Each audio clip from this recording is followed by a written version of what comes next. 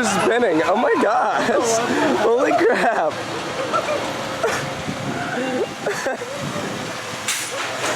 Oh my gosh. Yep, here they go. Oh, and the airtime. Whoa! Oh my god. Woo! How was that? That was funny. This thing is so funny. Alright, Chad, Paul. Oh my god. I know, spinning airtime is crazy. Hair time too.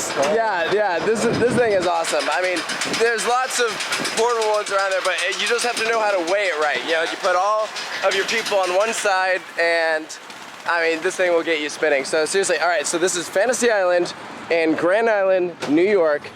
We've never been here before. Never. None of us have been here before. This place is pretty cool. I like it so far. Yeah, I really enjoy it. They're mainly known for over here is Silver Comet. So that is a CCI roller coaster, and it's pretty good. Like, that thing actually has a pretty fun layout. Yeah, you know? I was pleasantly surprised with how it worked out. It was pretty fast, and it had some good pops of airtime in it too. Yeah, and we're only in one side of the park, so it's really hard to get an idea of the scale of this place, but it's actually like decently big. Yeah, like it's bigger than we were expecting. So it goes all the way back there, and then I would say the main part of the park is way down there where it's actually there's a ton of trees around here. Like, I know over here it doesn't look like there's that many trees, but this park is like really green. We spun a ton. Oh my god. Isn't that crazy? That's the best spinning wild house I've ever been. Didn't you say you like that more than Yukon Striker? Yes, absolutely. 100%. That is better than Yukon Striker. This thing's fun. All right, so we were talking about Fantasy Island. First impressions, you know, like we've been here for a bit, but this is all our first times, you know? Love it. That's great. For a smaller park and everything, like, it's really fun and it's cute. Yeah, and you guys are big fans of CCI roller coasters. Oh, yeah. How does Silver Comet stack up for you? Good. It's a very fun ride, and I liked it more in the front than in the back. Which Yeah, you know, I think I might agree. I say front row. Did you do front row yet? Yeah, I like back. You like backed better? Front or back? Front, for sure. Front? Yeah, because the laterals are stronger. Yeah, Laterals are stronger. But that thing being 20 years old runs very well. 20 years old. Runs very, yeah. very well. Very smooth. It's good. I mean, that's probably going to be why a lot of people watching this video are going to want to go out to Fantasy Island and check it out. But I mean, there's actually like a lot to do here. We've been here for several hours, and there's still a few things that like we want to get done. And that's, you know, they have 3 roller coasters. If you're around like Niagara Falls or like Darien Lake or something, like I would definitely stop by here. Yeah, if you're on... It's cheap to get into, it's not that expensive. If you're on Silver Comet, from the top of the lift hill, you look to the right, you can see downtown Niagara Falls. They have an out-of-state deal. It's like $23 if you're out of state or something. Yeah, really good deal. So, yeah, we're really enjoying this. So, we've been hanging out here with Doug, so he's been showing us around here. So, Doug, this is cool for a lot of people watching. You're a coaster enthusiast. Oh, yeah. And you work here at a park, like, living the dream, right? Yeah, it's definitely a dream.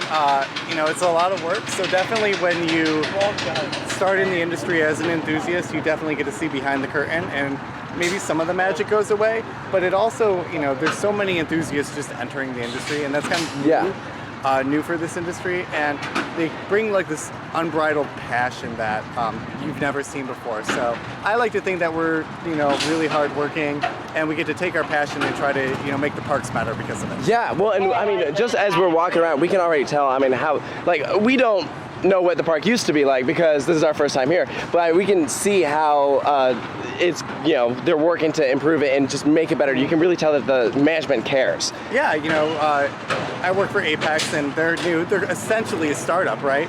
And we're taking a property like Fantasy Island, and we're really, you know, putting new focus on areas that maybe weren't focused as heavily before, and it really kind of makes a meaningful difference when it comes to the guest experience and how the park operates. Yeah, no, it's great. And you were telling us earlier you used to work for Carowinds, and you've done a lot of there. I mean, to make some enthusiasts jealous, so mention a few of the parks you've been to. So I've, you know, done a lot of the American ones, most of the Cedar Fair chain, you know, some of the Hershey stuff. And then the ones in Europe. Yeah, so last summer I did go to Europe, so I went to Europa Park and Fantasia Land. Those were 2 of note.